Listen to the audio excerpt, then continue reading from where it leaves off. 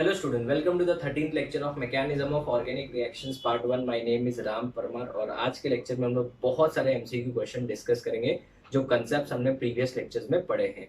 ना स्टूडेंट्स, अगर आप लेक्चर नंबर 1 की बात करें जहां पे हमने इस टॉपिक को शुरू किया था, electronic displacement in covalent bond दो टाइप का होता है। ठीक है, आप रिवाइज कर सकते हो मेरे साथ। Electronic displacement of covalent bond दो टाइप का होता है, एक होता है परमानेंट इफेक्ट और एक होता है टेम्पररी इफेक्ट। ना परमानेंट इफेक्ट के अंदर हमने इंडक्टिव इफेक्ट पढ़ लिया, रेजोनेंस पढ़ लिया, मीजोमेरिक इफेक्ट देखा और रेजोनेंस का एक एप्लीकेशन था एरोमेटिसिटी, वो डिस्कस कर लिया। उसके बाद हमने बहुत ज्यादा डिटेल में हाइपर कॉन्जुगेशन भी डिस्कस किया। स्टूडेंट्स, ये सब कंसेप्ट एक दूसरे से कनेक्टेड थी, इस वजह से जब भी हम लोग क्वेश्चन सॉल्व करते तो हमको एट द सेम टाइम सब कंसेप्ट को अप्लाई करना पड़ता है।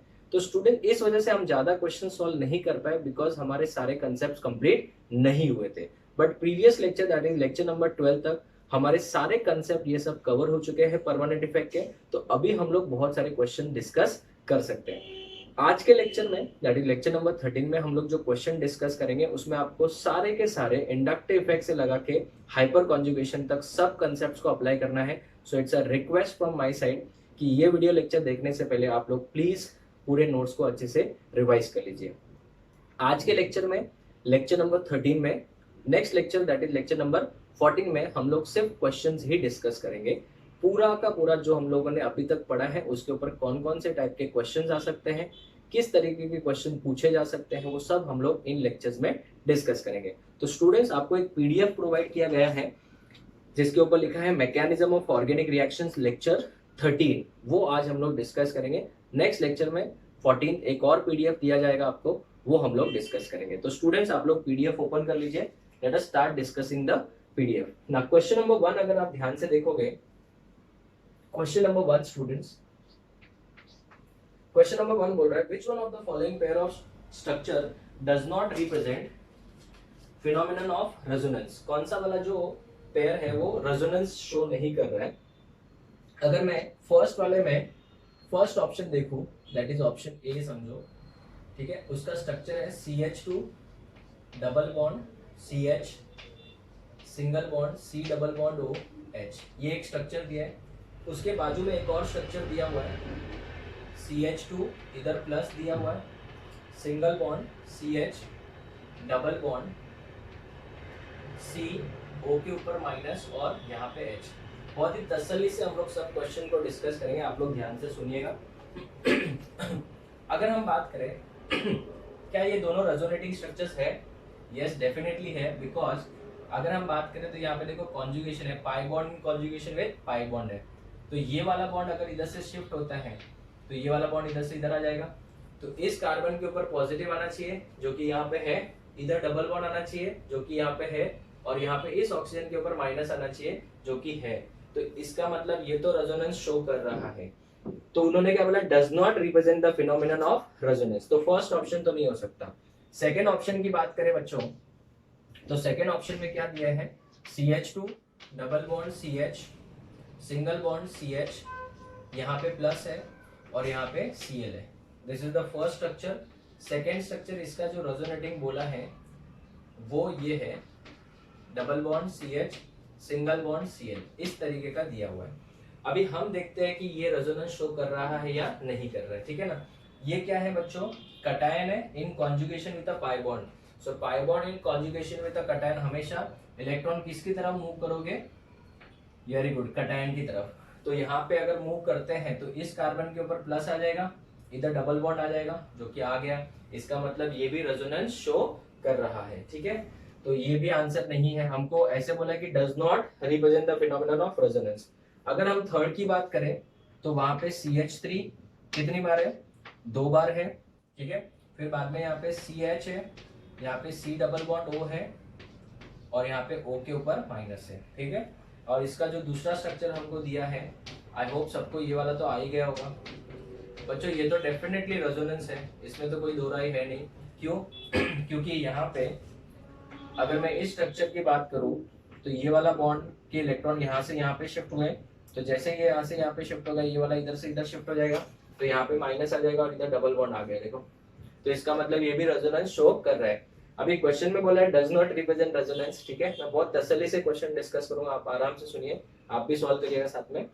अगर हम बात करें 3 क्वेश्चन, इस क्वेश्चन में 3 ऑप्शन तो राइट हो गए बेटा, हमको क्या ढूंढना है, डज नॉट रिप्रेजेंट वाला, तो फोर्थ ऑप्शन में रेजोनेंस नहीं होना चाहिए, ठीक है। अगर हम फोर्थ ऑप्शन देखें जिसका नाम है ब्यूटेन टू ओन, ये कीटोन है। अगर इस क्वेश्चन की बात करें तो इसका जो नेक्स्ट एडजेसेंट स्ट्रक्चर दिया है वो तो गलत ही है बच्चों। सर क्यों गलत है? आपको मैंने बताया था कि रेजोनेंस में एटम्स का पोजीशन चेंज नहीं हो सकता है। यहाँ पे देखो, अगर ये बॉन्ड टूटा है, अगर ये बॉन्ड टूटा है तो यहाँ पे माइनस और यहाँ पे प्लस आना चाहिए था। देखो इधर प्लस है ही नहीं और इधर डबल बॉन्ड, और इधर का हाइड्रोजन पता नहीं उन्होंने कहाँ मिसप्लेस कर दिया। तो स्टूडेंट्स इसमें से कौन सा वाला रेजोनेंस नहीं है? Fourth option, option D,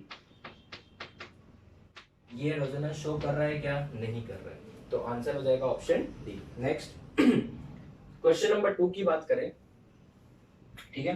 question number 2, in which of the following lone pair, in which of the following the lone pair indicated is involved in the resonance, किसमें lone pair जो है वो रेजोनेंस में involve हो रहा है?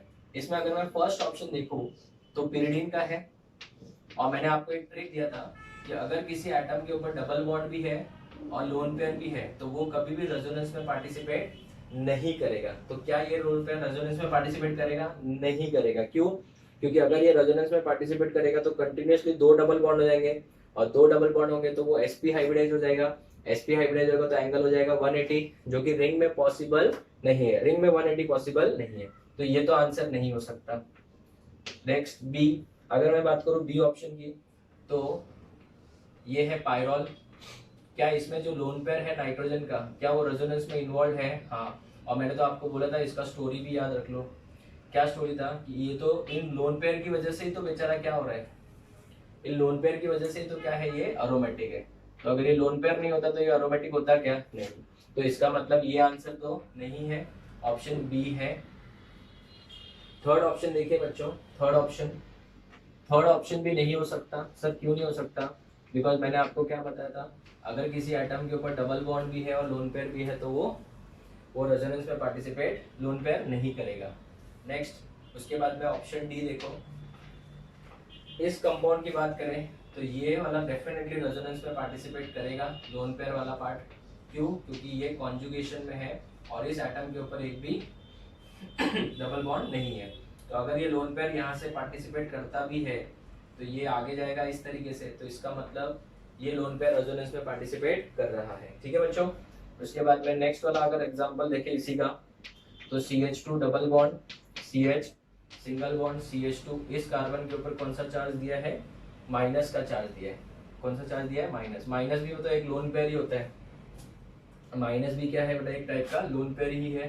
तो ये अगर इधर शिफ्ट होगा तो ये ऐसे हो जाएगा, तो इसका मतलब इसमें भी रेजोनेंस होगा। उसके बाद में नेक्स्ट वाले की बात करें तो CH2 double bond CH single bond CH double bond NH, इस नाइट्रोजन के ऊपर लोन पेयर है। क्या ये लोन पेयर रेजोनेंस में पार्टिसिपेट करेगा? नहीं करेगा। क्यों? क्योंकि आगे तो ये बॉन्ड टूट नहीं सकता, तो ये वाला नहीं करेगा। तो इसमें से कौन कौन सा बेटा रेजोनेंस में लोन पेयर जो है वो पार्टिसिपेट करेगा? इसका ऑप्शन बी भी राइट है। बी के बाद बी और ई, इसका ऑप्शन हो जाएगा B, D and E. This is question number 2। बहुत ही तसल्ली से सॉल्व करेंगे। इसके लिए मैंने क्या किया है, 2 पार्ट्स में डिवाइड कर दिया है, लेक्चर 13 एंड लेक्चर 14। ठीक है। लेक्चर नंबर 13 में हम लोग आधे क्वेश्चन डिस्कस करें, लेक्चर नंबर 14 में थोड़े रिमेनिंग क्वेश्चन डिस्कस करेंगे। Next question, in which of the following lone pair indicator is not involve in resonance, किसमें इन्वॉल्व नहीं है? इसमें भी 6 ऑप्शंस दिए हुए हैं। अगर मैं फर्स्ट ऑप्शन की बात करूं अभी, तो कहना है बच्चों ये कॉन्जुगेशन वाला एग्जांपल है। हाँ, क्यों? क्योंकि यहाँ पे क्या है, पाई bond in conjugation with a lone pair, तो डेफिनेटली ये लोन पेयर तो पार्टिसिपेट करेगा कि नहीं करेगा? करेगा। तो इसका मतलब ये तो पार्टिसिपेट करेगा। उन्होंने क्या बोला है? डज नॉट बोला है, तो मैं यहाँ पे टिक कर देता हूँ, ये पार्टिसिपेट कर रहा है ना, ये तो कर रहा है। अभी मैं दूसरे ऑप्शन की बात करूँ तो ये हमारा ऑप्शन नहीं हो सकता क्योंकि डज नॉट बोला है। दूसरा अगर ऑप्शन देखे बच्चों तो CH2 double bond CH single bond CH double bond O, इस ऑक्सीजन के पास बच्चों क्या है? 2 लोन पेयर है, बट ये पार्टिसिपेट नहीं कर सकता बिकॉज ये डबली बॉन्डेड वाला पार्ट है। तो इसका मतलब ये पार्टिसिपेट करने वाला नहीं है। तो मेरा आंसर अभी फिलहाल कौन सा है? बी राइट है। डज नॉट बोले ना, बी हो गया। फिर तीसरे की अगर बात करें CH2 डबल बॉन्ड CH, इधर O, फिर यहाँ पे CH double bond CH2, correct. तो यहाँ पे लोन पेयर है, ये यहाँ पे भी पार्टिसिपेट कर सकता है, यहाँ पे भी कर सकता है, दोनों में से कोई भी एक जगह पे। तो इसका मतलब ये तो पार्टिसिपेट कर रहा है, हमको क्या बोला है, डज नॉट पार्टिसिपेट। नेक्स्ट अगर हम बात करें डी की, तो CH2 double bond CH single bond C triple bond है ना बच्चों। तो ये तो लोन पेयर है, तो 4 बॉन्ड तो बनाएगा नहीं, तो ये भी पार्टिसिपेट करने वाला नहीं है। तो कौन कौन सा नहीं करेगा, बी के बाद डी भी नहीं करेगा। नेक्स्ट स्ट्रक्चर की बात करें ई वाला, तो क्या ये लोन पेयर पार्टिसिपेट करेगा बच्चों, ये भी नहीं करेगा। क्यों नहीं करेगा, क्योंकि ये तो कॉन्जुगेशन में ही नहीं है। अगर ये लोन पेयर पार्टिसिपेट करना भी चाहे तो नहीं कर सकता, क्यों, क्योंकि ये भी sp3 है और ये भी sp3 है, तो ये पार्टिसिपेट करने वाला नहीं है। तो बी, डी और ई भी एक आंसर हो गया। उसके बाद में अगर मैं बात करूं ऑप्शन एफ की तो ये वाला जो है, ये वाला ऑक्सीजन लोन पेयर अपना पार्टिसिपेट करवा सकता है, बराबर है, ये अपना लोन पेयर पार्टिसिपेट करा सकता है। क्यों, क्योंकि यहाँ पे कॉन्जुगेशन है, तो ये तो लोन पेयर पार्टिसिपेट कर रहा है। तो कौन कौन सा लोन पेयर पार्टिसिपेट नहीं कर रहा है, थर्ड का आंसर हो जाएगा B, D and E. Question number third हो गया। Next move to question number 4। अगर हम बात करें, कुछ क्वेश्चन नंबर प्रिंटिंग एरर है, नंबर प्रिंटिंग एरर है, 3 के बाद डायरेक्ट 5 हो गया। Which of the following groups can not participate in resonance with other suitable group, कौन रेजोनेंस में पार्टिसिपेट नहीं कर सकता है, ठीक है। तो अगर मैं बात करूं फर्स्ट ऑप्शन की COOH, ये रेजोनेंस में पार्टिसिपेट कर सकता है। क्यों, क्योंकि अगर समझो यहाँ पे डबल बॉन्ड है, इस ग्रुप की अगर हम बात करें, तो समझो अगर मैंने इसको विनाइल के साथ जोड़ दिया, कैसे चेक करोगे कि पार्टिसिपेट करेगा कि नहीं करेगा। समझो इसको मैंने विनाइल ग्रुप से जोड़ दिया, तो ये बॉन्ड तो इधर से इधर शिफ्ट हो जाएगा, ये इधर से इधर हो जाएगा, तो ये तो रेजोनेंस में क्या कर रहा है स्टूडेंट्स, पार्टिसिपेट कर रहा है। दूसरे की बात करें तो ये वाला एक देखो एस्टर है, तो ये भी तो रेजोनेंस में पार्टिसिपेट करेगा। इसमें खाली क्या हो गया, इधर OCH3 आ गया, तो ये भी रेजोनेंस में पार्टिसिपेट करेगा। तीसरा क्या है, Cl आ गया, C डबल बॉन्ड तो कॉमन है ना तीनों में, तो वो भी पार्टिसिपेट करेगा। NH3 can not participate, yes, ये मैंने आपको सिखाया भी था जब मैंने रूल्स सिखाए थे टू राइट रेजोनेटिंग स्ट्रक्चर। इसके पास में नो वेकेंट डी ऑर्बिटल है, क्या इसके पास में कोई वेकेंट डी ऑर्बिटल है, बराबर है। So therefore can not participate in cannot participate in resonance,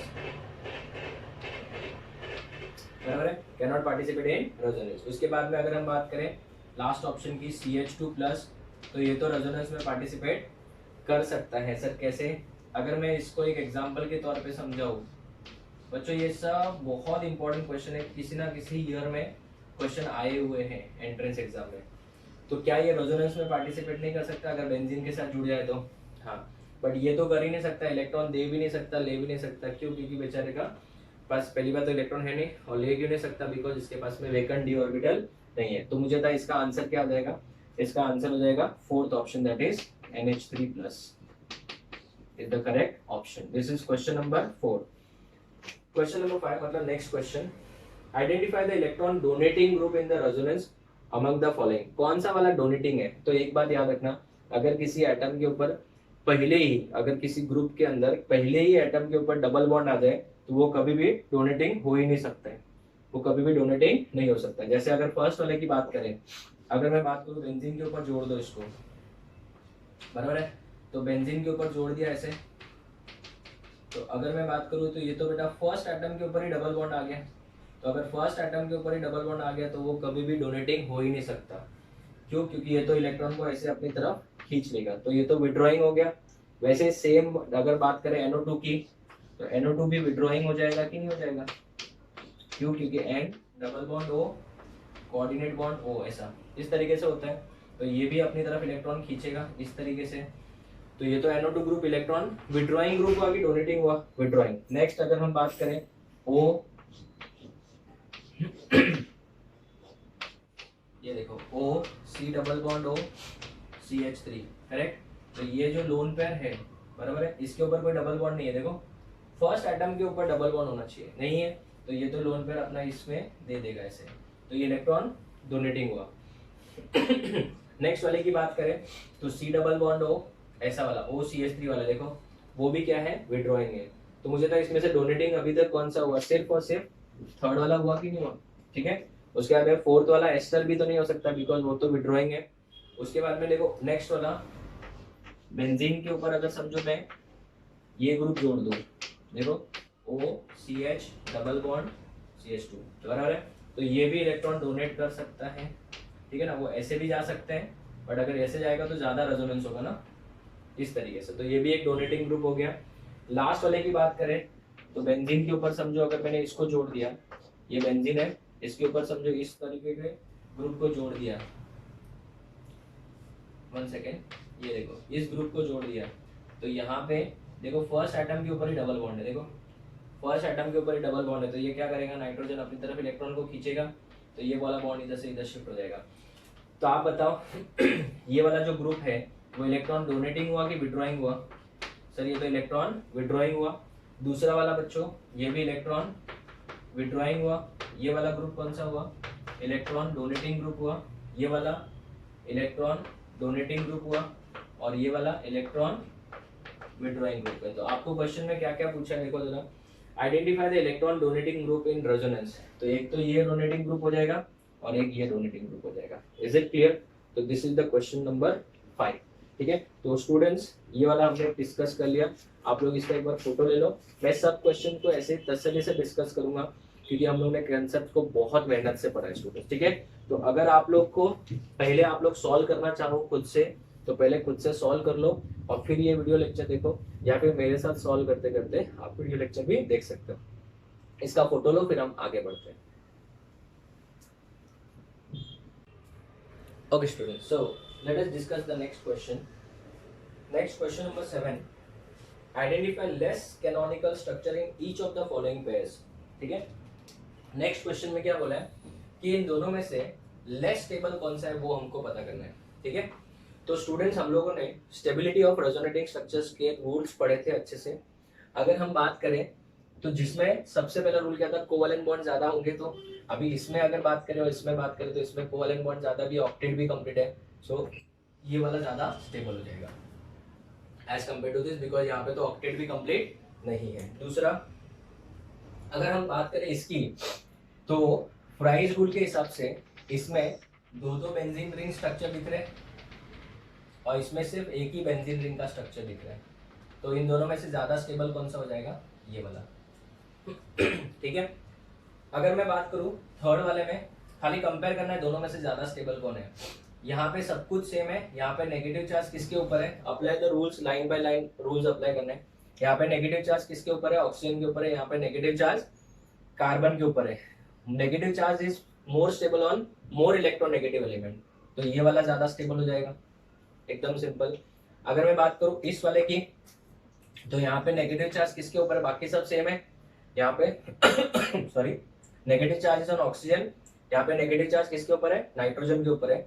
तो इन दोनों में से ये वाला ज्यादा क्या हो जाएगा, स्टेबल हो जाएगा। क्लियर है। इसकी बात करें तो यहाँ पे बच्चों 2 4 6 this is a cyclic structure, resonance भी है, कॉन्जुगेटेड है 4n+2 पाई इलेक्ट्रॉन। 2 4 6 क्या 4 के टेबल में आता है, नहीं। तो दिस इज एरोमेटिक, ये एरोमेटिक है।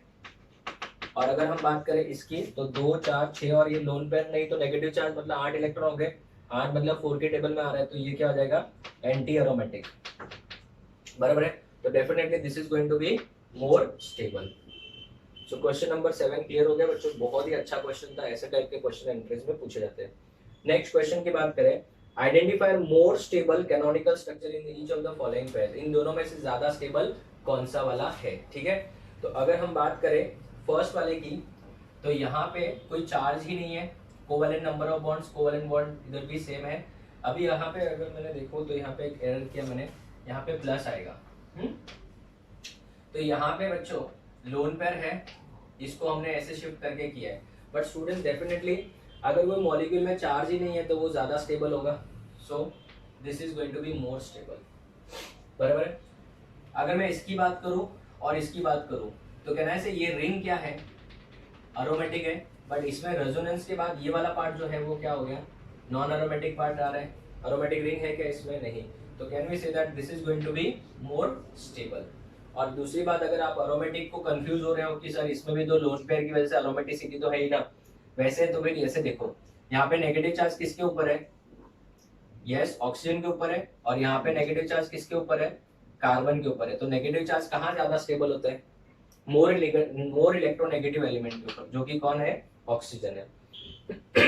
नेक्स्ट अगर हम बात करें इन दोनों की, तो इन दोनों में क्या हुआ रहेगा, सोचो, यहाँ पे नेगेटिव चार्ज ऐसे शिफ्ट हुआ है, ये बॉन्ड ऐसे शिफ्ट हुआ है, और ये बॉन्ड ऐसे शिफ्ट हुआ है, तो इधर पॉजिटिव और इधर क्या आ गया, नेगेटिव। डेफिनेटली बच्चों इसमें नंबर ऑफ कोवेलेंट बॉन्ड्स क्या है, ज्यादा है एज कंपेयर टू दिस, तो this is going to be more stable, correct. Okay, यहाँ पे गिनो इलेक्ट्रॉन, साइक्लिक है, प्लेनर है, साइक्लिक कॉन्जुगेशन भी है, 2 4 6 इलेक्ट्रॉन है, इसका मतलब this is going to be aromatic. और यहाँ पे 2 और 2 4 ही है, ये क्या है, anti aromatic. So which one is more stable, first one is more stable. उसके बाद अगर हम इसकी बात करें, ये कंपाउंड की और ये कंपाउंड की, तो इन दोनों में से ये बॉन्ड ऐसे शिफ्ट हुआ है और ये बॉन्ड ऐसे शिफ्ट हुआ है, तो इधर माइनस और इधर प्लस आया है। आपको नहीं लगता बच्चों इसमें नंबर ऑफ कोवेलेंट बॉन्ड्स कम है, यस, और इसमें नंबर ऑफ कोवेलेंट बॉन्ड्स क्या है, ज्यादा है। तो अगर ज्यादा है तो ये वाला ज्यादा स्टेबल हो जाएगा, एकदम इजी था। Is it clear. नेक्स्ट वाले की बात करें तो यहाँ पे ये लोन पेयर अंदर शिफ्ट हुआ है, तो यहाँ पे नाइट्रोजन के ऊपर कितने बॉन्ड हो जाएंगे, 4 बॉन्ड हो जाएंगे, और इस बॉन्ड को उन्होंने ऐसे शिफ्ट किया है, तो यहाँ पे माइनस आ जाएगा, बराबर है। तो अगर मैं इस क्वेश्चन की बात करूँ, यस, इसमें स्टूडेंट्स यहाँ पे हाइड्रोजन नहीं दिया है, आप लोग अगर प्रिंट आउट ले रहे हो तो उसमें हाइड्रोजन डाल देना, ठीक है। ओके ना, माइनस है, बराबर।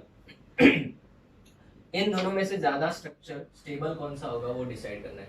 तो कैन वी से दैट यहाँ पे नंबर ऑफ कोवेलेंट बॉन्ड दोनों में सेम है कि डिफरेंट है, सेम है, ठीक है ना। जितने कोवेलेंट बॉन्ड इसमें उतने इसमें भी है, यहाँ पे सबके ऑक्टेट कंप्लीट है, यहाँ पे भी ऑक्टेट सबके क्या है, कंप्लीट है, करेक्ट ना। नेक्स्ट, यहाँ पे नेगेटिव चार्ज किसके ऊपर है, और कार्बन के ऊपर है, यहाँ पे भी नेगेटिव चार्ज किसके ऊपर है, कार्बन के ऊपर ही है। तो दोनों में से ज्यादा स्टेबल कौन सा होगा वो कैसे डिसाइड करोगे। तो स्टूडेंट्स यहाँ पे ऑक्सीजन के ऊपर कौन सा चार्ज है, पॉजिटिव चार्ज है। ऑक्सीजन के ऊपर पॉजिटिव चार्ज होना थोड़ा खतरनाक है, क्यों, क्योंकि ऑक्सीजन इज मोर इलेक्ट्रोनेगेटिव, तो न्यूट्रल रहेगा, बेटर है। तो कैन वी से दैट इन दोनों में से ज्यादा स्टेबल कौन सा है, ये। अभी don't compare this with this, sir आप लोग इस पे भी तो ऑक्सीजन के ऊपर पॉजिटिव चार्ज है, बट यहाँ पे इसकी वजह से ऑक्टेट कंप्लीट हो रहा था, यहाँ पे ऑक्टेट क्या हो रहा था, कंप्लीट हो रहा था। क्या वहां पे ऑक्टेट का कोई इशू है, नहीं, तो ऑक्टेट का कोई इशू नहीं है, तो this is going to be more stable, ठीक है। नेक्स्ट क्वेश्चन अगर हम बात करें, नेक्स्ट क्वेश्चन क्या बोल रहा है देखते हैं। Arrange the following resonating structures according to their contribution towards resonance hybrid, ठीक है ना। इनमें से सबसे ज्यादा स्टेबल अगर देखेंगे तो A, this is B, C and D, okay. Now students इनमें से सबसे ज्यादा स्टेबल कौन सा होगा, सबसे ज्यादा स्टेबल वो होगा जिसमें ज्यादा नंबर ऑफ क्या होंगे, कोवेलेंट बॉन्ड्स। तो कोवेलेंट बॉन्ड ज्यादा किसमें है, एक तो इसमें है और एक इसमें है, गिन सकते हो आप। तो डेफिनेटली ए और डी में से कौन सिलेक्ट होगा, ए पहले सिलेक्ट होगा, बोलो क्यों, क्योंकि यहाँ पे negative charge is on nitrogen, यहाँ पे negative charge is on carbon, तो ए और डी में से कौन सिलेक्ट होगा, ए पहले फिर डी आएगा। अभी अगर ध्यान से देखो तो ए और डी का कोई ऑप्शन है क्या, एक ही ऑप्शन है, डी के बाद सी, और सी के बाद कौन सा आएगा, बी। बी क्यों, क्योंकि यहाँ पे नाइट्रोजन के ऊपर क्या है, पॉजिटिव चार्ज, तो नाइट्रोजन तो मोर इलेक्ट्रोनेगेटिव है, उसके ऊपर पॉजिटिव चार्ज होना चाहिए क्या, नहीं होना चाहिए। तो इसका आंसर क्या हो जाएगा, option A, D C B. Question number 10 देखते हैं। In each of the following pairs of resonating structure, which resonating structure is more stable? कौन सा वाला ज्यादा स्टेबल है। जैसे अगर मैं फर्स्ट वाला ऑप्शन देखता हूँ तो बताओ, CH3 CH, इसके ऊपर minus C, triple bond N, एक तो ये वाला स्ट्रक्चर है, दूसरा CH3 CH, double bond C, double bond N, ठीक है ना, इसके ऊपर नेगेटिव चार्ज। अभी इन दोनों में से ज्यादा स्टेबल कौन सा है, number of covalent bond same है, यहाँ पे negative charge is on which atom, carbon atom, यहाँ पे नेगेटिव चार्ज किसके ऊपर है, नाइट्रोजन के ऊपर है, तो ज्यादा स्टेबल कौन सा होगा, डेफिनेटली ये वाला ज्यादा स्टेबल होगा, because more negative charge should be on more electronegative element, ठीक है। दूसरे की अगर बात करें तो CH3 दिया हुआ है, C डबल बॉन्ड O, यहाँ पे CH minus C double bond O और यहाँ पे CH3, करेक्ट। एक तो ये वाला स्ट्रक्चर दिया हुआ है और दूसरा स्ट्रक्चर क्या दिया हुआ है इसका रेजोनेटिंग स्ट्रक्चर CH3C, इधर O के ऊपर minus double bond CH C double bond O CH3, correct है बच्चों। अभी इन दोनों में से अगर हमको कोई पूछ ले तो यहाँ पे number of covalent bond same है, नेगेटिव चार्ज किसके ऊपर है, कार्बन के ऊपर, इधर ऑक्सीजन के ऊपर, so this structure is going to be more stable, ठीक है। तो ऐसे फटाफट हो जा रहे क्वेश्चन, अपने कंसेप्ट क्लियर है अभी तो। उसके बाद में देखो यहाँ पे CH3 CH2, यहाँ पे C, इधर NH2, इधर भी NH2, इस कार्बन के ऊपर कौन सा चार्ज है, पॉजिटिव चार्ज है। फिर ये वाला एक स्ट्रक्चर है CH3 CH2, यहाँ पे C डबल बॉन्ड NH2 और यहाँ पे क्या है NH2 है, और इस नाइट्रोजन के ऊपर कौन सा चार्ज है, पॉजिटिव चार्ज है। तो नाउ यू टेल मी बच्चों दोनों में से ज्यादा स्टेबल कौन सा होगा, इसके अंदर जितने भी नंबर ऑफ कोवैलेंट बॉन्ड्स है उससे ज्यादा यहाँ पे है, तो दोनों में से ज्यादा स्टेबल स्ट्रक्चर कौन सा होगा, ये वाला, ठीक है। तो प्लीज फॉलो द रूल्स जो मैंने आपको सॉरी जो मैंने आपको रूल्स लिख के दिए हैं, उनको प्रॉपर्ली फॉलो करोगे तो आपको डेफिनेटली सब क्वेश्चंस अच्छे से समझ में आएंगे, ठीक है। तो आप इसका एक बार फोटो लो, फिर हम आगे बढ़ते हैं। Okay students, so next question is question number 11। Formic acid is considered as a hybrid of 4 structures. I have already drawn the structures 1 2 3 and 4, ठीक है। सिंबल्स साइन बराबर बनाना, प्रिंट इतना अच्छा नहीं है इसलिए ध्यान से सुनो। Which of the following order is the correct for stability of 4 contributing structure? इनमें से कौन सा वाला सबसे ज्यादा स्टेबल होगा। तो स्टूडेंट्स मुझे तो सबसे क्लियरली यहाँ पे दिख रहा है कि इसके अंदर नंबर ऑफ कोवैलेंट बॉन्ड और इसके अंदर सबसे ज्यादा इन दोनों में है, बट इसके ऊपर कोई चार्ज नहीं है, तो डेफिनेटली फर्स्ट वाला सबसे ज्यादा स्टेबल होगा, ठीक है। फर्स्ट और सेकेंड के बाद, फर्स्ट के बाद सेकेंड ही आएगा, फिर सेकेंड और थर्ड के बाद, अगर फर्स्ट और सेकेंड के बाद अगर थर्ड और फोर्थ की बात करें तो इसमें नेगेटिव चार्ज किसके ऊपर, number of covalent bond same है, रूल्स फॉलो करो। अगर मैं बात करूं तो इसमें नेगेटिव चार्ज किसके ऊपर है, कार्बन के ऊपर है, ऑक्सीजन के ऊपर, और इधर किसके ऊपर है, कार्बन के ऊपर। तो definitely third one is going to be more stable as compare to fourth one.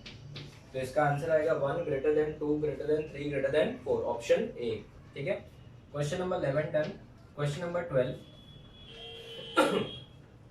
Now very important, in the given pair of compounds select the one which in each pair having lesser resonance energy। बच्चों ये lesser resonance energy क्या होता है, ध्यान से सुनो। अगर किसी कंपाउंड में रेजोनेंस हो रहा है, ज्यादा रेजोनेंस है तो इसका मतलब वो ज्यादा स्टेबल है, कम रेजोनेंस है तो कम स्टेबल है। सो याद रखो सिंपल सा trick, more is the resonance, more is the resonance energy, less is the resonance, less is the resonance energy. Notebook में मार्जिन में लिख लो, वापस बोलता हूं, लिखो more is the resonance, more is the resonance energy, less is the resonance, less is the resonance energy.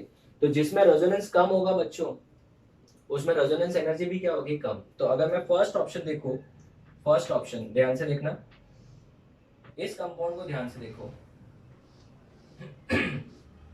ये दिख रहा है। इस कंपाउंड को कंपेयर करें अगर हम इसके साथ, ठीक है, ये वाला कंपाउंड, तो मुझे एक बात बताओ, इस कंपाउंड में ये लोन पेयर भी तो पार्टिसिपेट करेगा पक्का, और ये कंपाउंड के अंदर लोन पेयर के पार्टिसिपेट करने की वजह से ये एरोमेटिक हुआ कि नहीं हुआ, हुआ।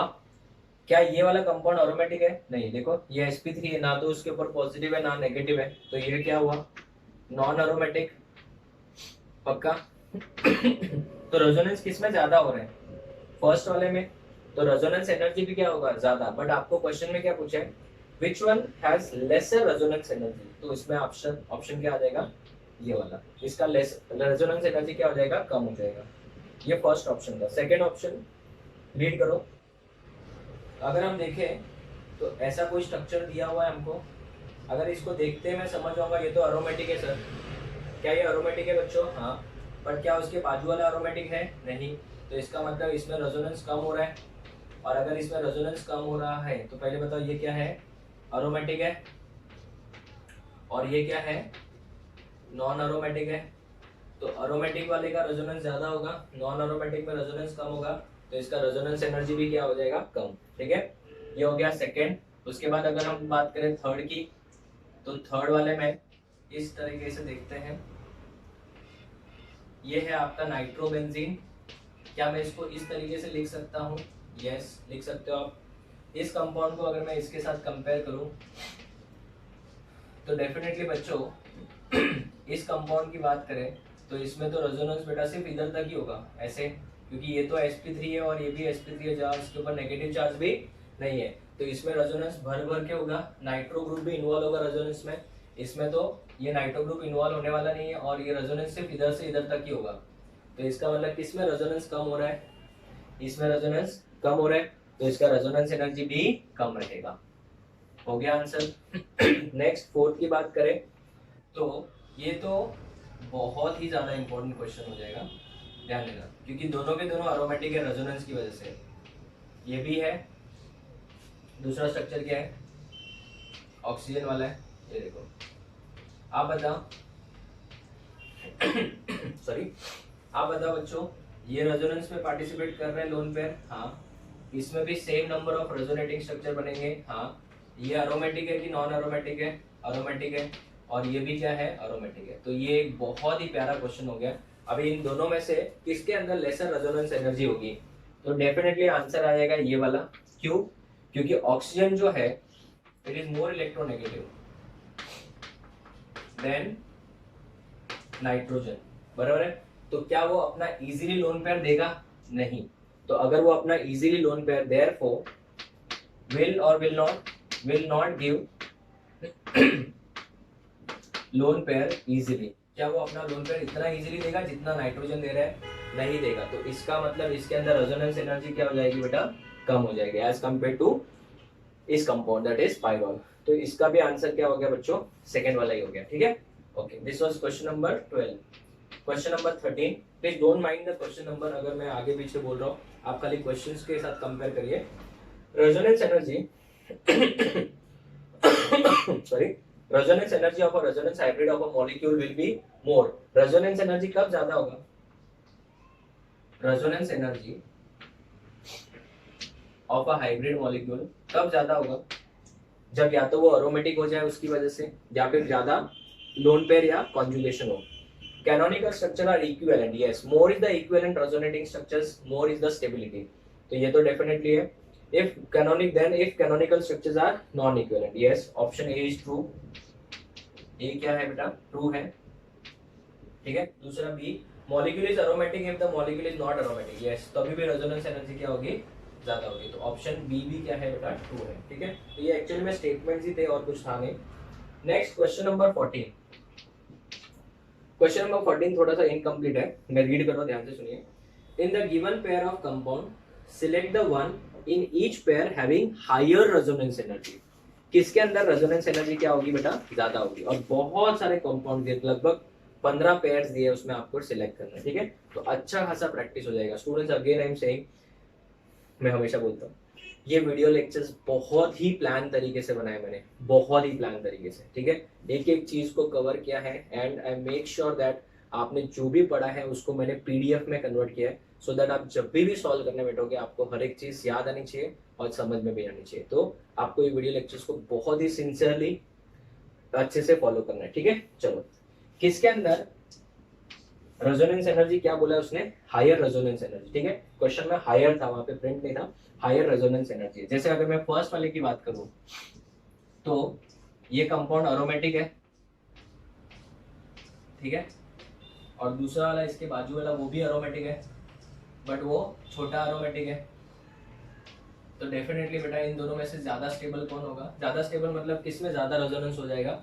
ऑब्वियसली इसमें, क्योंकि इसमें रेजोनेंस ज्यादा होगा, बड़ा रिंग है, तो इसमें कम रेजोनेंस होगा, तो इसकी रेजोनेंस एनर्जी भी क्या हो जाएगी? ज्यादा।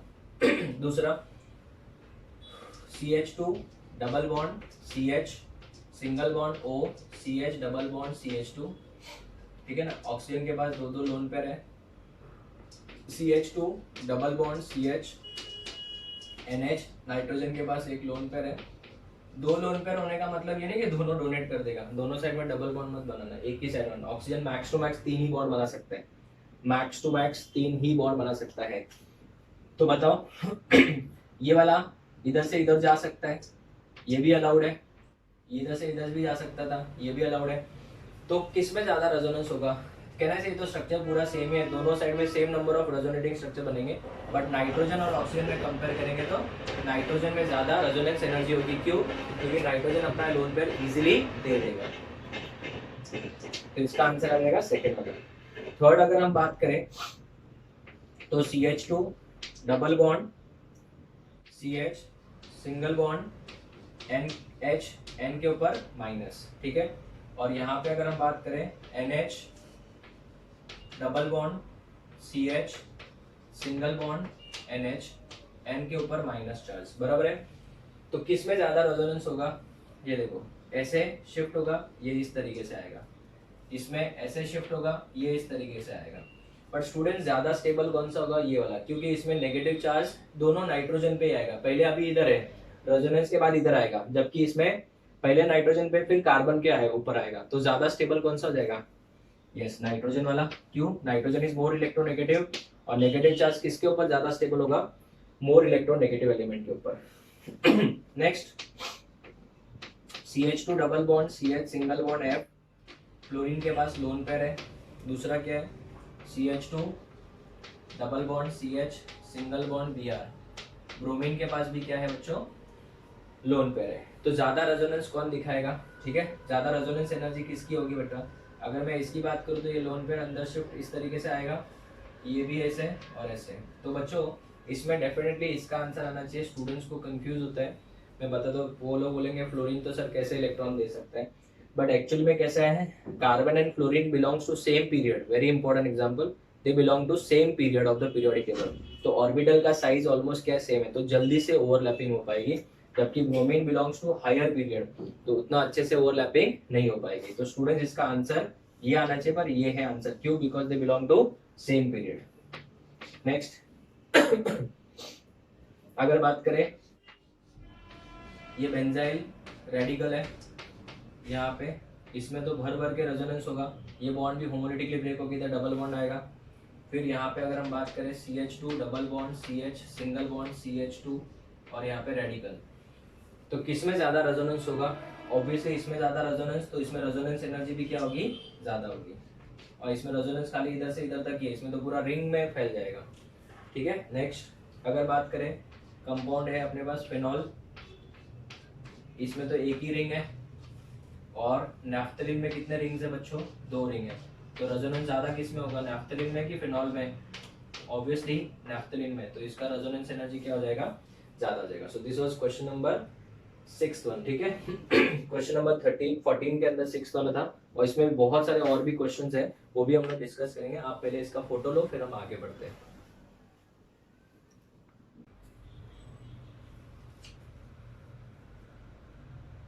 Okay students, so let us discuss the next questions. जी, इन दोनों में से किसका रेजोनेंस एनर्जी क्या होगा बच्चों? ज्यादा होगा। तो यहाँ पे डेफिनेटली 2 बेंजीन रिंग है, यहाँ पे एक ही है, ठीक है। बाहर भले ही कॉन्जुगेशन है थोड़ा सा, बट यहाँ पे रिंग जितना तो नहीं होगा, यहाँ पे 2 एरोमेटिक रिंग्स है। तो definitely this will have more as compare to this. Next अगर हम बात करें सॉरी, तो यहाँ पे अगर सॉरी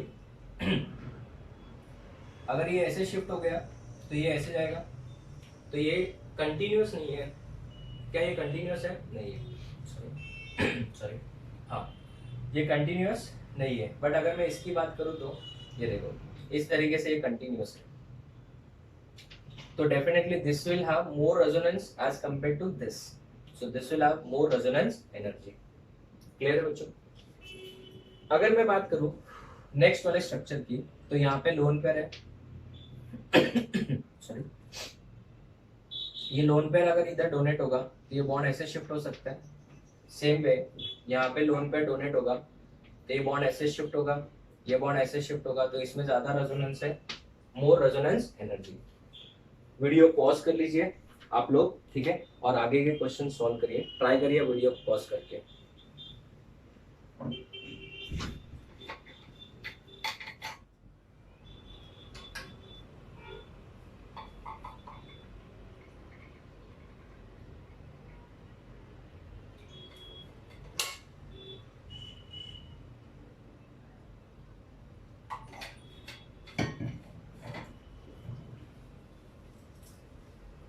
स्टार्ट करें।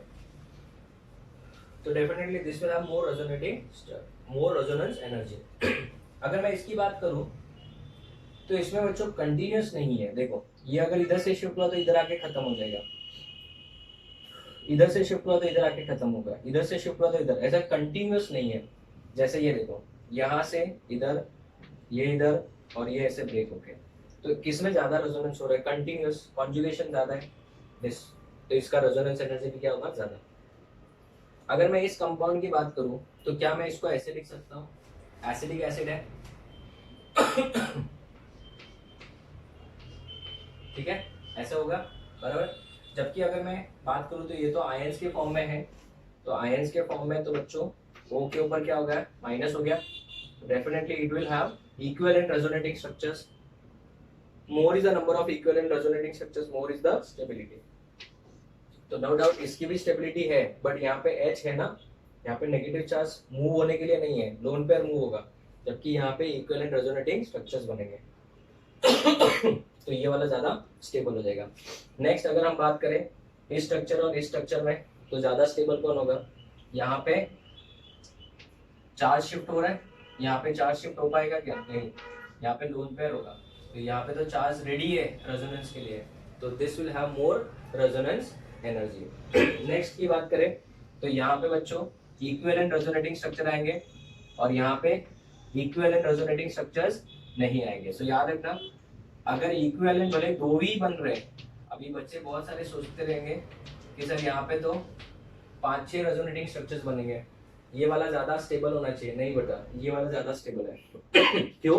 बिकॉज यहाँ पे इक्विवेलेंट रेजोनेटिंग स्ट्रक्चर्स बन रहे हैं, और इक्विवेलेंट अगर सिर्फ दो भी बन जाए तो काफी है। सो this will have more resonance energy. Next अगर बात करें तो जब भी इसमें भी दो बेंजीन रिंग है, इसमें भी दो बेंजीन रिंग है, ठीक है, बट जब दो बेंजीन रिंग फ्यूज्ड फॉर्म में होगा तो उसके रेजोनेंस एनर्जी थोड़ी कम हो जाती है, बिकॉज ये वाला कार्बन जो है वो क्या है? sp2 हाइब्रिडाइज्ड है। sp2 हाइब्रिडाइज होने की वजह से बेटा यहाँ पे थोड़ा स्ट्रेन बढ़ जाएगा। तो कंपैरेटिवली अगर मैं को किसी ने पूछा कि इसमें ज्यादा रेजोनेंस होगा कि इसमें ज्यादा रेजोनेंस होगा, तो याद रखना दो बेंजीन रिंग अगर आइसोलेटेड फॉर्म में है तो वो वाला ज्यादा स्टेबल होता है as compare to fused ring. Fused ring होगा तो उसमें स्टेबिलिटी थोड़ी सी कम हो जाएगी एज कम्पेयर टू दिस, ठीक है। नेक्स्ट अगर मुझे किसी ने पूछा तो इसमें रेजोनेंस हो ही रहा है बच्चों, डेफिनेटली इसमें भी रेजोनेंस हो रहा है, ठीक है, बट क्या ये रेजोनेंस की वजह से अरोमेटिक हो रहा है? नहीं, बट ये रेजोनेंस की वजह से क्या हो रहा है? aromatic, so this is going to be more stable, ठीक है। so this was question number 14. now let's move to question number 15. 15th question क्या बोल रहा है? रीड करो। in the given pair of compounds select the one in each pair having lesser resonance energy. किसके अंदर resonance energy कम है? जैसे अगर मैं फर्स्ट की बात करूं CO3 2 माइनस, CO3 2 माइनस, इसके तो बहुत सारे इक्विवेलेंट रेजोनेटिंग स्ट्रक्चर्स आएंगे, जबकि अगर मैं बात करूं इसके, तो इसके तो सिर्फ दो ही इक्विवेलेंट रेजोनेटिंग स्ट्रक्चर्स आएंगे तो इसमें number of equivalent resonating structure क्या आएंगे? ज्यादा। So more number of equivalent RS, less number of dash equivalent RS। तो जिसमें इक्विवेलेंट रेजोनेटिंग स्ट्रक्चर्स क्या बन रहे हैं? ज्यादा बन रहे हैं, वो ज्यादा क्या होगा? स्टेबल होगा, तो इसका रेजोनेंस एनर्जी भी क्या होगा? ज्यादा। बट उन्होंने क्या बोला है? लेसर बोला है, तो लेसर किसका आएगा? फिर इसका आ जाएगा। This is question number 1। Question number 2, इसी का एक और क्वेश्चन पूछा है, देखो ये वाला, क्या ये एंटी एरोमेटिक है? बस आगे सॉल्व करने की जरूरत नहीं है बेटा। क्या ये एंटी एरोमेटिक है? हाँ, तो मैं जो बताऊं खाली रेजोनेंस अप्लाई नहीं हो रहा है, देखो एंटी एरोमेटिसिटी, एरोमेटिसिटी सब अप्लाई हो रहे हैं, तो इस वजह से मैं क्वेश्चन ज्यादा नहीं करा पा रहा था। अभी हमने सब कंसेप्ट पढ़ लिया, तो हमको सब क्वेश्चन के अंदर सब कंसेप्ट्स को अप्लाई करना आ रहा है, ठीक है। जबकि अगर मैं इसकी बात करूं तो ये तो एंटी एरोमेटिक है नहीं, जबकि इसमें रेजोनेंस तो हो ही रहा है, बराबर है। तो ये तो एरोमेटिसिटी लूज कर रहा है, एंटी एरोमेटिक है, हाईली अनस्टेबल, तो डेफिनेटली इसका लेसर एनर्जी होगा, इसका लेसर रेजोनेंस एनर्जी। हाँ, this is going to be more stable. Lesser resonance, इसमें रेजोनेंस कम हो रहा है, क्यों? क्योंकि उसकी वजह से एंटी एरोमेटिक हो रहा है। नेक्स्ट वापस से अगर आप ध्यान से देखोगे ये कंपाउंड क्या है? एंटी एरोमेटिक है, तो आगे बात करने की, चर्चा करने की जरूरत ही नहीं है बेटा। इसका रेजोनेंस एनर्जी क्या हो जाएगा, कम, जबकि ये कंपाउंड के अंदर रेजोनेंस एनर्जी क्या होगी, ज़्यादा होगी, क्योंकि ये तो कोई एंटी एरोमेटिक होने वाला नहीं है इससे। उसके बाद में नेक्स्ट अगर हम बात करें तो ये कंपाउंड, ये बेटा एरोमेटिक है, ये क्या है, एरोमेटिक, तो इसकी रेजोनेंस एनर्जी क्या होगी, ज़्यादा, तो ये तो नहीं हो सकता। हाँ, इसके बाजू वाले का रेजोनेंस एनर्जी क्या होगा, कम हो जाएगा। तो आपको क्या क्वेश्चन पूछा है, लेसर रेजोनेंस एनर्जी, तो इसका आंसर क्या आ जाएगा, सेकेंड वाला। लास्ट वाले की बात करें अगर, तो यहाँ पे बेंजीन रिंग है, बराबर है, जबकि अगर मैं बात करूँ यहाँ पे फेनॉल, तो फेनॉल और बेंजीन में से किस में रेजोनेंस ज़्यादा होगा, ऑब्वियसली फेनॉल में ज़्यादा होगा, क्योंकि ये लोन पेयर जो नाइट्रोक्सिन के ऊपर है वो भी पार्टिसिपेट करेगा, जबकि यहाँ पे कोई ऐसा नहीं है, तो इसके अंदर रेजोनेंस कम है, तो रेजोनेंस एनर्जी भी क्या हो जाएगी, कम हो जाएगी। सो this is your question number 15। अभी हम लोग आगे क्वेश्चन नंबर 16 स्टार्ट करेंगे। ऑलमोस्ट क्वेश्चन होने हैं, अभी ज़्यादा क्वेश्चन बाकी नहीं है। आप इसका फोटो लो, फिर हम आगे बढ़ते हैं। Okay students, so next question is question number 16। In which of the following pairs the first one is having more resonance energy than the second one? किसके अंदर जो है फर्स्ट वाले की रेजोनेंस एनर्जी ज्यादा है सेकेंड वन के मुकाबले, ठीक है। तो अगर हम बात करें ऑप्शन ए, तो ये ऑप्शन दिया हुआ है, ठीक है। इसका कंपेयर करने के लिए बोला है बेंजीन के साथ, तो कोई कंपैरिजन ही नहीं बेटा, क्यों, क्योंकि बेंजीन तो बहुत ही ज्यादा स्टेबल है और उसका रेजोनेंस एनर्जी भी क्या रहेगा, बहुत ही ज्यादा। तो डेफिनेटली फर्स्ट वाले का कम है, सेकंड वाले का ज्यादा है। उन्होंने क्या बोला है, फर्स्ट वाले का ज्यादा, सेकंड वाले का कम, ऐसा करके कौन सा ऑप्शन है ना। तो ऑप्शन बी देखते हैं।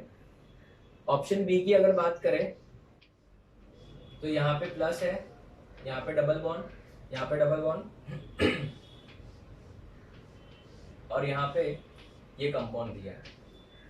सबको पता है that this compound is anti aromatic, ये कंपाउंड एंटी एरोमेटिक है, जबकि ये कंपाउंड एंटी एरोमेटिक तो नहीं है, ठीक है। इसमें रेजोनेंस तो हो ही रहा है, बराबर है, इसमें क्या हो रहा है बच्चों, रेजोनेंस तो हो ही रहा है, ठीक है। तो अगर इसमें रेजोनेंस हो रहा है इस तरीके से, तो ये वाला कंपैरेटिवली क्या होगा, ज्यादा स्टेबल, तो इसका रेजोनेंस एनर्जी भी क्या होगा, ज्यादा। तो आंसर कौन सा हो जाएगा, बी। फिर भी अपन सी और डी भी डिस्कस करते हैं स्टूडेंट्स। ये देखो नेक्स्ट ऑप्शन है सी, इधर डबल बॉन्ड, इधर भी डबल बॉन्ड और इधर क्या है, एच है, ठीक है। जबकि इसकी बात करें तो ये कंटिन्यूअस रेजोनेंस में, ठीक है ना, ये कंटिन्यूअस रेजोनेंस में है, इसके पास लोन पेयर है, अंदर ऐसे शिफ्ट, ये बॉन्ड ऐसे शिफ्ट एंड सो ऑन, जबकि इसमें ऐसा होगा क्या, नहीं। तो इसका मतलब क्या हुआ, इसका कम है और इसका ज्यादा है। उन्होंने क्या पूछा है, फर्स्ट का ज्यादा सेकंड का कम, तो ये भी नहीं हो सकता। लास्ट का ऑप्शन तो नन ऑफ दीज है, वो तो हम लोग लिखेंगे नहीं। तो इसका आंसर क्या हो जाएगा बच्चों, option B. Next question number 17, in which of the following molecules pi electron density in the ring is minimum. Ring के ऊपर पाई इलेक्ट्रॉन डेंसिटी मिनिमम है। अगर मैं रिंग के अंदर के सब इलेक्ट्रॉन्स को खींचना स्टार्ट कर दूं, जैसे मैंने NO2 ग्रुप लगा दिया, NO2 ग्रुप क्या है बच्चों, इलेक्ट्रॉन विड्रॉइंग ग्रुप है, ठीक है ना, -I-R ग्रुप है, तो इलेक्ट्रॉन को खींच लेगा, तो इलेक्ट्रॉन डेंसिटी को क्या करेगा, कम। अगर मैं बेंजीन के ऊपर OCH3 को लगा दूं, तो ये तो बेटा अपना लोन पेयर बेंजीन को देगा, बराबर है, लोन पेयर बेंजीन को देगा, तो ये तो इलेक्ट्रॉन क्या हो जाएगा, डोनेटिंग ग्रुप हो जाएगा, -I एंड +M। तो बेटा डेफिनेटली ये तो आंसर नहीं हो सकता। अगर मैं बात करूं ऑप्शन सी की, तो एक जो NH2 है वो बेंजीन रिंग को इलेक्ट्रॉन देगा और NO2 बेंजीन रिंग से इलेक्ट्रॉन खींचेगा, तो बेटा उससे तो कम ही हो जाएगा, ठीक है। उसके बाद अगर मैं बात लास्ट वाले की बात करूं, तो ये मजे वाला कंपाउंड है, क्योंकि यहाँ पे NO2 इलेक्ट्रॉन खींच रहा है, बराबर है, और यहाँ पे भी एक NO2 है, ये भी इलेक्ट्रॉन को क्या करेगा, खींचेगा। तो यहाँ पे कितने कितने ग्रुप्स लगा दिए मैंने, दो ग्रुप्स लगा दिए, तो इसमें पूरा बेंजीन का इलेक्ट्रॉन डेंसिटी खा जाएंगे लोग, तो डेफिनेटली बेंजीन के ऊपर इलेक्ट्रॉन डेंसिटी क्या हो जाएगी, कम हो जाएगी। तो इसका आंसर कौन सा हो जाएगा, ऑप्शन 4। क्वेश्चन नंबर 18 देखते हैं। In which of the following molecules pi electron density in the ring is maximum. किसके अंदर पाई इलेक्ट्रॉन डेंसिटी रिंग के ऊपर मैक्सिमम होगा। It can not be the first option, because NO2 group तो electron density को कम करता है, हाँ सेकेंड वाला हो सकता है, क्यों? क्योंकि सेकेंड वाले में ऑक्सीजन के ऊपर क्या चार्ज है, माइनस है, तो वो पाई इलेक्ट्रॉन डेंसिटी को इंक्रीज करेगा। थर्ड ऑप्शन की बात करें तो NH2 में भी बच्चों डेफिनेटली वो पाई इलेक्ट्रॉन डेंसिटी की वैल्यू को बढ़ाएगा क्योंकि इलेक्ट्रॉन डोनेट करेगा। उसके बाद में लास्ट वाले की बात करें यहाँ पे OCH3 की, तो ये भी पाई इलेक्ट्रॉन डेंसिटी को बढ़ाएगा। बट उन्होंने अगर पूछा है कि मैक्सिमम किस में है, मैक्सिमम बोला है ना, तो मैक्सिमम बेटा डेफिनेटली सेकंड ऑप्शन ही हो सकता है क्योंकि इसके ऊपर ऑलरेडी नेगेटिव चार्ज है। तो नेगेटिव चार्ज वाला तो इलेक्ट्रॉन फटाक से क्या कर देगा, डोनेट कर देगा। तो याद रखना नेगेटिव चार्ज ऑलरेडी है तो वहां तो क्वेश्चन अराइज होगा ही नहीं। Next question number 19 arrange the following compound in the decreasing order of reactivity of ring towards electron deficient species. Electron deficient species के ऊपर किसकी रिएक्टिविटी ज्यादा होगी ऐसे पूछा है डिक्रीजिंग ऑर्डर में। तो मुझे बताओ, इसमें मिथाइल है, बराबर है, ये क्या है बच्चों, मिथाइल है। अगर उसके बाद की बात करें तो बेंजीन के ऊपर क्या जोड़ दिया उन्होंने, आइसोप्रोपाइल ग्रुप जोड़ दिया, बराबर है। तीसरे वाले में टर्ड ब्यूटाइल जोड़ दिया, अल्फा हाइड्रोजन एक भी नहीं है, तो इसमें हाइपर कॉन्जुगेशन होगा क्या, नहीं होगा। इसमें तो हाइपर कॉन्जुगेशन का कोई सवाल ही नहीं, इसमें सिर्फ इंडक्टिव इफेक्ट होगा, तो इसकी रिएक्टिविटी सबसे कम। ऐसा कोई ऑप्शन ढूंढो जिसमें थर्ड वाला लास्ट में आ रहा है, ऐसा कोई ऑप्शन ढूंढो जिसमें थर्ड वाला लास्ट में आ रहा है और ये वाला सबसे स्टार्टिंग में आ रहा है। ऐसा कोई है, वन एंड लास्ट में थर्ड, वन एंड लास्ट में थर्ड दो है, तो अभी दो ऑप्शन बच गए हमारे लिए, एक तो ये बच गया और एक ये बच गया, ठीक है। तो अभी मुझे एक बात बताओ, इन सब में अपने को अल्फा हाइड्रोजन भी चेक करने पड़ेंगे। इधर अल्फा हाइड्रोजन कितने हैं, 3, इधर अल्फा हाइड्रोजन कितने हैं, 1 है, इधर अल्फा हाइड्रोजन कितने हैं, 0 है, ये वाला अल्फा कार्बन है ना, तो अल्फा हाइड्रोजन। इसके ऊपर अल्फा हाइड्रोजन कितने हैं, 2 है, तो मुझे बताओ 1 के बाद डेफिनेटली क्या आएगा, 4 आएगा, तो 1 के बाद 4, 4 के बाद 2, ये वाला, ठीक है। तो आंसर क्या आ जाएगा, ऑप्शन 3 हो जाएगा। क्वेश्चन नंबर 20 देखते हैं बच्चों, क्वेश्चन नंबर 20 देखिए, in which of the following molecules all the effects mainly inductive mesomeric hyperconjugation operate. किसके अंदर इंडक्टिव इफेक्ट भी दिख रहा है, मेसोमेरिक भी दिख रहा है, हाइपर कॉन्जुगेशन भी दिख रहा है। तो इट इज क्वाइट क्लियर कि आपको मेसोमेरिक मतलब रेजोनेंस देखना है, तो रेजोनेंस देखना है तो ग्रुप भी वैसा होना चाहिए जो रेजोनेंस में पार्टिसिपेट करे। It has to be option C. ध्यान से देखो, ऑप्शन सी ही क्यों सर, देखो यहाँ पे डबल बॉन्ड है, बराबर है, यहाँ पे C डबल बॉन्ड है और यहाँ पे CH3 है, ठीक है। एट द सेम टाइम यहाँ पे भी क्या है, CH3 है, तो यहाँ से आपको प्लस I प्लस H मिलेगा और ये वाला जो ग्रुप है वो क्या देगा आपको, माइनस I माइनस M देगा, माइनस R माइनस M। तो कहने से इसमें इंडक्टिव इफेक्ट भी है, मेसोमेरिक भी और हाइपर कॉन्जुगेशन भी, यही तीनों पूछा था, inductive, mesomeric and hyper conjugation, option C हो जाएगा। Next question number 21 sorry, in which one of the following molecule has all the effects namely inductive, mesomeric and hyperconjugation। तो इसमें से कौन सा ऑप्शन होगा, फर्स्ट ऑप्शन तो हो नहीं सकता, उसमें तो सिर्फ इंडक्टिव है, सेकंड में सिर्फ हाइपर कॉन्जुगेशन है। अगर मैं बात करूँ फर्स्ट ऑप्शन की तो यहाँ पे सिर्फ इंडक्टिव इफेक्ट है, माइनस I इफेक्ट। दूसरे की अगर बात करूँ तो यहाँ पे रेजोनेंस भी है और रेजोनेंस है, नहीं रेजोनेंस नहीं है, सिर्फ क्या है, हाइपर कॉन्जुगेशन और इंडक्टिव इफेक्ट है। अल्कीन है तो हाइपर कॉन्जुगेशन आएगा ही, तो हाइपर कॉन्जुगेशन और इंडक्टिव इफेक्ट भी है।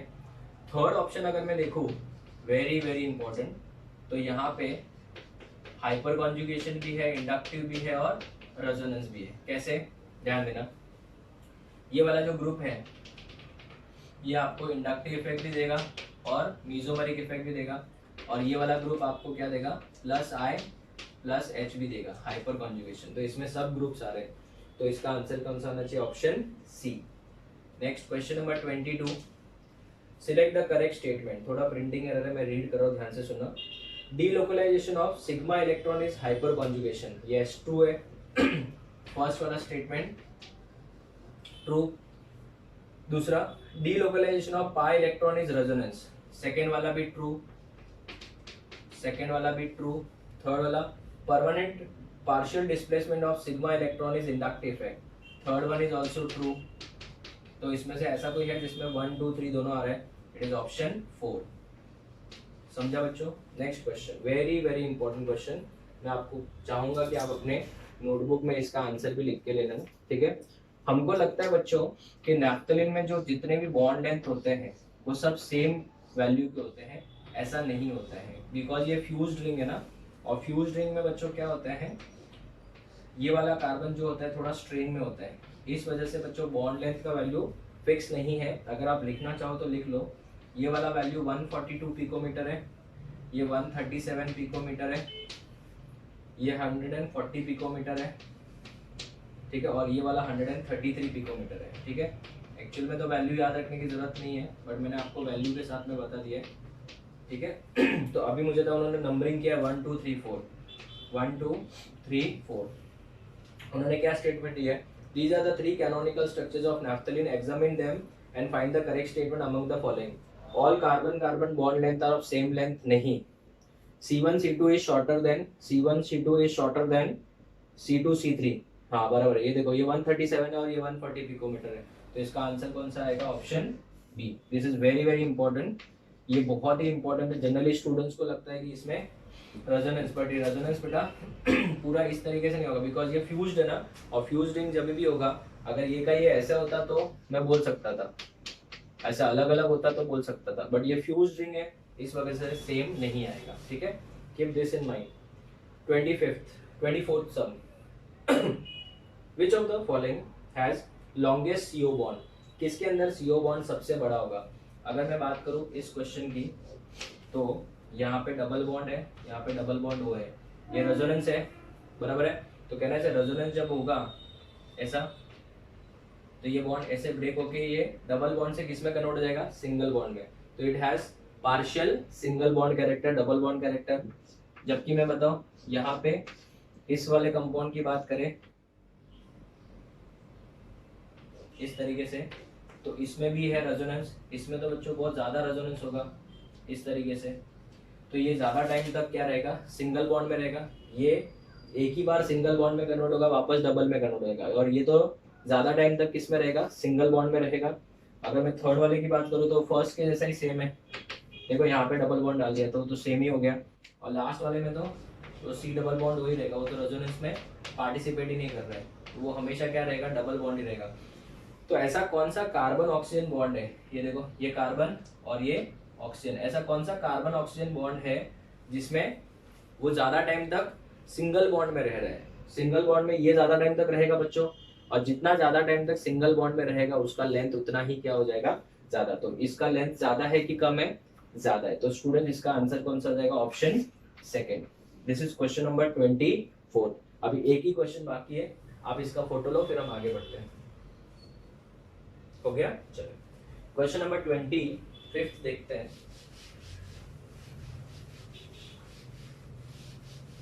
नाउ क्वेश्चन नंबर 25,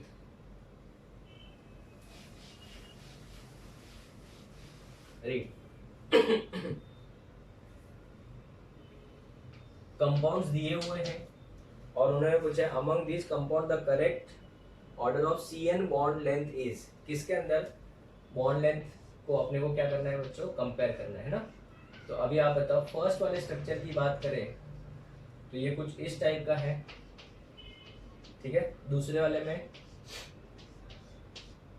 बेंजीन है, उसके ऊपर NH2 है, तीसरे वाले में साइक्लोहेक्सेन है, उसके ऊपर NH2 है, चौथे वाले में CH2 डबल बॉन्ड NH है। आपको CN बॉन्ड लेंथ कंपेयर करना है, CN बॉन्ड लेंथ। अगर मुझे CN बॉन्ड लेंथ कंपेयर करना है, order of CN bond length, ठीक है, तो चलो डिस्कस करते हैं। आप मुझे ये बताओ, क्या इसमें कोई रेजोनेंस है? नहीं, तो क्या ये हमेशा डबल बॉन्ड ही रहेगा? यस, ये हमेशा क्या रहेगा बच्चों, डबल बॉन्ड ही रहेगा। आप मुझे बताओ, क्या इसमें रेजोनेंस हो सकता है? नहीं, क्योंकि ये तो sp3 है, तो इसमें नो रेजोनेंस, ये हमेशा कौन सा बॉन्ड रहेगा, सिंगल बॉन्ड ही रहेगा, ठीक है ना। ये हमेशा कौन सा बॉन्ड रहेगा, डबल बॉन्ड ऑलवेज, ठीक है। बट ये लोग जो है ना, वो सिंगल से डबल में कन्वर्ट हो सकते हैं। ये देखो, ये भी डबल में कन्वर्ट हो सकता है, ये भी डबल में कन्वर्ट हो सकता है। तो मुझे था लेंथ सबसे ज्यादा किसका होता है, सिंगल बॉन्ड का। तो इसका मतलब क्या हुआ, इसको मैंने मार्क किया 1, इसको ऐसे मार्किंग किया, राइट, यस 1 2 3 4 ना। तो कैन वी से दैट बेटा इसका लेंथ जो रहेगा वो सबसे ज्यादा रहेगा, तो 3 ग्रेटर देन, बराबर है। अभी आप बताओ इसके अंदर सिंगल बॉन्ड भी है, डबल बॉन्ड कैरेक्टर भी है, मतलब सिंगल में भी तो कन्वर्ट हो सकता है। तो कहना है से 3 सबसे बड़ा होगा और फोर्थ वाला सबसे छोटा होगा। फोर्थ वाला क्या होगा, सबसे छोटा होगा। अभी इन दोनों को अगर मैं कंपेयर करूं तो ये डबल बॉन्ड में जब कन्वर्ट हो रहा है तो दूर तक जा रहा है, ठीक है ना। तो ये ज्यादा टाइम तक डबल बॉन्ड में रहेगा और ये कम टाइम तक डबल बॉन्ड में रहेगा। क्यों कम टाइम तक डबल बॉन्ड रहेगा, क्योंकि यहाँ पे बेंजीन के ऊपर और कुछ जुड़ा है क्या, नहीं है। तो कहने से ये कम टाइम तक डबल बॉन्ड में रहेगा, ये ज्यादा टाइम तक डबल बॉन्ड में रहेगा। तो कहने से इसका लेंथ क्या हो जाएगा, कम हो जाएगा कि बढ़ जाएगा, इसका लेंथ थोड़ा सा ज्यादा रहेगा इसके मुकाबले। तो 3 के बाद 2, 2 के बाद 1, फिर 4। ऐसा कोई ऑप्शन है क्या, 3 2 1 4, it is option C, that is option 3rd। Now students listen to me carefully. This is the end of lecture number 13. 13 lecture आज हमने खत्म किया, बहुत सारे एमसीक्यू क्वेश्चन हमने डिस्कस किए। नेक्स्ट लेक्चर में हम लोग और बहुत सारे एमसीक्यू क्वेश्चन डिस्कस करेंगे। ये पीडीएफ आपको दिया गया, आपको इसको पूरा सॉल्व करना था। नेक्स्ट लेक्चर के स्टार्टिंग में भी आप पीडीएफ को पहले खुद से ट्राई कर लीजिए, फिर हम लोग लेक्चर को आगे कंटिन्यू करेंगे। तो स्टूडेंट्स लेक्चर नंबर 13 में हम लोगों ने resonance, aromaticity, inductive effect, mesomeric effect, hyperconjugation, इन सब के ऊपर बेस्ड क्वेश्चन डिस्कस किए। और भी बहुत सारे क्वेश्चंस है, एक और पीडीएफ है जो लेक्चर नंबर 14 में हम लोग सॉल्व करेंगे। फिर उसके बाद हम लोग एसिडिक और बेसिक स्ट्रेंथ के बारे में डिस्कस करेंगे। तो student this is the end of lecture number 13। We will meet in the next lecture with more discussion with more MCQs. Till then, thank you. Take care.